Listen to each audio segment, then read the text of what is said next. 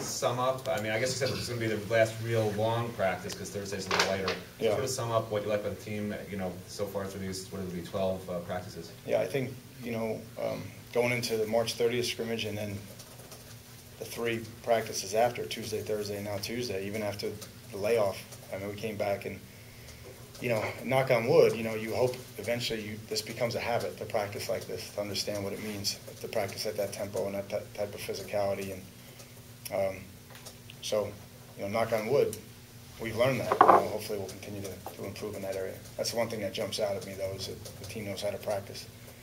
Al, with Stephen Morris, I guess we heard that he threw last Thursday. Can you just get us up to date where he's at with things and what he's doing, what he can do? Yeah, I think if we were playing a game, he could play. He threw last Thursday and threw again today. So, again, he's doing individual routes, controlled drills, and 7-on-7. So, again, we're not going to get into trying to get him into the game or anything. We'll just get him healthy. But he's clearly ahead of schedule, which is nice. And at the same time, the young guys behind him got much needed reps. So we're going to be better at that position with him coming back, certainly. Was it a surprise that even that he's throwing? I mean, at the beginning of the spring, would you have imagined that he wasn't going to do anything? I think George, just with backs, like it was with Chantrell, they're all different. And we didn't know what again, it's such a gray area until they fix it. And then, everything went as good as it could go. And he's back. And again, our guys are getting the best medical attention, on the planet.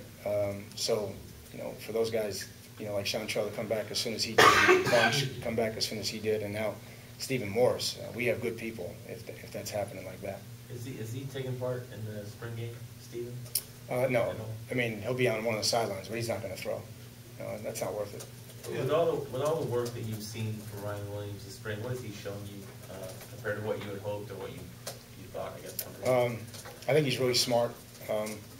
I really do. I think he's really smart, and I think he anticipates throws.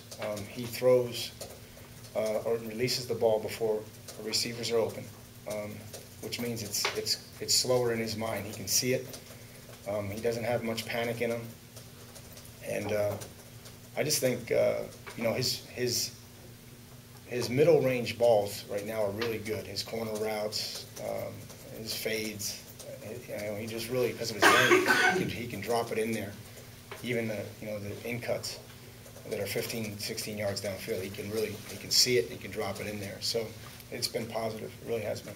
Coach, I know you've talked about guys who have stepped up their play on defense this spring, but who's really shown leadership? Who's a leader that got that kind of fills that void of a Sean Spence or some of those guys can look up to? Yeah, I think Shan Green certainly has provided that for us. I think Chickalo will continue to provide that for us. Buck is going to be really good. Once he's full go again. Jimmy Gaines certainly has been that guy for us. Again, there's a number of guys. I think a lot of the young kids, Kirby and those guys, are going to be able to do it as well. So we need a little bit more out of Denzel. I think Ray has done a good job. We need a little bit more out of Vaughn. Need a little bit more out of McGee. Porter's done a nice job. So, I mean, again, there's a number of guys stepping up. With Chick, you mentioned Chick. I mean, he hasn't even been on campus a calendar year yet, and you're putting him in kind of that role of leader or growing into that position. Is that kind of that personality trait that you saw in him when you recruited him, and that's what you're looking for? Yeah, I mean, I think we're getting it from a number of people right now, especially on the offensive side as well. So, but Chick, I mean, he's one of the most experienced guys on defense. He's played some of the most reps of anybody. So, again, you can be a freshman leader, a sophomore leader, a junior leader, a senior leader. It doesn't matter to me. He's a leader. So, and he's got experience. I want to ask you about the offensive line a little bit. Yeah. With Malcolm Bunch, he's a guy I think we haven't really asked about much, but obviously he's doing a good job. I've seen him, with that, I guess the jersey on that shows he's with the first team. Yeah. So can you talk about him a little and how he's progressed? Yeah, I think the scrimmage on the 30th was Malcolm's best. I mean, literally his best performance here in terms of his technique and eliminating mistakes and playing with some poise. So he's getting better. He and Jermaine have gotten a lot better. Jermaine at left guard. And again, I keep saying it, but I say it with reservation because he's got to do it every day. But Chantrell's starting to develop a process. He's starting to develop good habits. He's making good decisions, and it's starting to carry over into his games. He's he's practicing better. He's in good condition. So hopefully we'll get those guys going, and then we're playing a lot of guys behind him, Flowers and Gabois and Wheels, Jay Lou, all those guys, Hunter Wells, all those guys are getting work.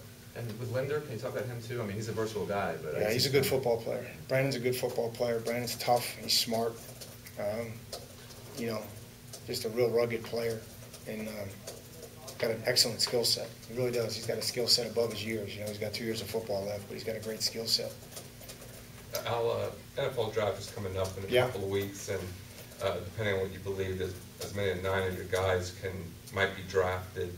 I just wondered, is there any frustration in that apparently there was that sort of talent, but the results on the field were obviously not what you... Yeah, as I said, it's my problem. It's something that I have to fix. Again, whether kids leave their senior year or leave early, and it's their right to do that, but there is clearly a talent pool there that we have to get more out of. And a lot of those guys, man, are going to be good pros. I mean, great kids, good character kids. And again, many of them had good careers. Some of them had interference in there, either a suspension or an injury, but they'll be missed. I'd love to have an opportunity to coach every one of those kids. There's not one of those kids that I wouldn't want to have the opportunity to coach just one more year. But we'll get it fixed. Again, there's a lot of people look at it, the negative of that. I look at it, that's the type of potential that the University of Miami has, and we got to get it back to where it needs to be. Also, I just want to also ask you about Philip Dorsett. Yeah. He obviously flashed some at the end of last year. And just what do you expect from him? I know he got banged up in the scrimmage, but what's a realistic expectation of Philip? Well, I mean, we expect him to compete for a starting job and also to be a good kick and punt returner. But he should be a guy that can play on the outside or play in the slot. He's got excellent speed, good ball skills. He's smart. He's tough. So, I mean, the expectations are high for him, and as they are high for Rayshawn and Allen, and the guy who's quietly really having a good spring is Kendall Tompkins. He's really, improving. Sorry. How you doing? My mom. Oh, really? I'm sorry, Dad. Susan. Yeah. So, Or Philip Dorsett? yeah, but I mean, the expectation's high for all those guys, and then we have, 5 kids coming in. So, again, we have to, create some depth there and look to see if some guys can contribute. After your scrimmages, you had a chance to come back and work on things, but after the spring game, obviously, it's going to be a while before you have anything formal. What's most important for you to see out of these guys, almost like a final exam before you have this gap of time? Yeah, so today was the first day we got in the orange and green groups, just to make sure that they're oriented with who they're playing with and the situations, and that the coaches aren't going to be out there. It's just, I'm not going to call the situation. So anytime the first time you do that, it's, guys are jumpy a little bit. So hopefully we'll get that worked out Thursday and then go out there Saturday. But I'm looking for guys who have poise on the field, that execute in the situations. That when they're in the crowd, when the lights come on, do they perform? And if they do make a mistake, can they come back? And then ultimately, I want to stay healthy. I mean, that's the biggest thing. Keep it fast, keep it crisp, keep it clean. And that sounds like a soft drink, but I mean, I'm just trying to keep it. Make sure we stay healthy, keep the game plans tight. Don't let anybody be confused. And let's play fast. The differences that we've seen from Vaughn this game. Vaughn Telemack, again, I just thought he had a really good practice right there. Again, we just need to get his consistency up. We need to be a more consistent player. But I thought he had a good practice. I'm anxious to watch him in this one. And once he gets his conditioning and consistency, and he's going to be fine. I think Vaughn's got a lot of talent. He's a physical player that has ball skills and understands the game. So hopefully he'll continue to improve. A couple more guys. With the ball skills, I mean, he came in had a lot of interceptions in high school. He hasn't quite translated. Are you a little surprised? I mean, I know you don't have to play here, but are you surprised that he's not making more plays? Yeah, I think the challenge to the defense right now is to make more plays on the ball.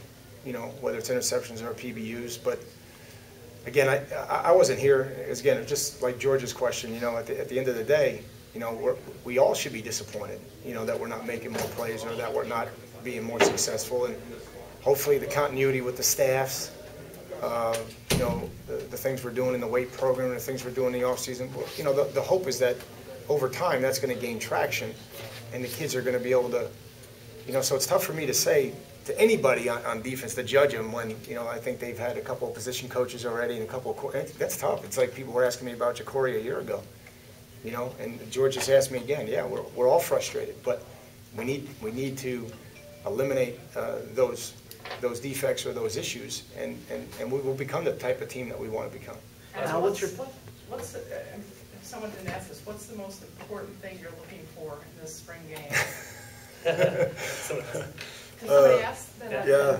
Okay, and did someone ask what the most pressing thing is you're looking for from the quarterback? Yeah, just, you know, to run the offense, you know, to have confidence, to run the offense, project confidence, make sure the guys follow you, make good decisions with the football, and then ultimately you got to make some X plays. You can't just manage the game. You got to go. You got to have the courage to go make some plays. So I'm anxious to see them. They'll all get rotations, you know, with the ones on Saturday, and we'll all get a chance to see them. To be honest with you. You said you picked the teams. Was it a draft? Didn't last year? We can't do. No, we don't have the depth to do a draft. It's a good question, but we don't have the depth to do a draft. We just don't. We don't have that. You know, we're missing 35 guys off that team. You know. So you just did it as even. Yeah, we just went one offense versus one defense, and you know. So again, we're calling it orange and green, but we selected them. But we couldn't have it just a flat-out draft because we don't have the numbers to do that. So. Barry, get your question. Yeah, I was going to ask you, what's your thought on playing players both ways? Rayshon Jenkins was quoted as saying he thought he might have a chance on offense as well as safety. Is that too much for guys? Is that something to leave open? I'm all for it. I mean, to be honest with you, we used Gianni today at fullback, so Gianni Paul. So I mean, I'm all for it. Again, you have to be a smart player to do that, and you know, like DJ Devon Johnson has played both this spring. You know, so again, I think your team gets better, and it's not just Barry. It's not just going from offense to defense. It's Armbrister going from safety to Sam. It's Perryman going from Will to Mike. It's Porter going from defensive tackle, nose tackle to defensive tackle, and Kane going to end. I mean, I can go on down the line, but there's a lot of guys playing not their so-called natural position or their selected position as they came in, and I think at the end of the day, that's going to make us a better team. So I don't have a problem with it. All right, guys. Thank you. Thank you, guys.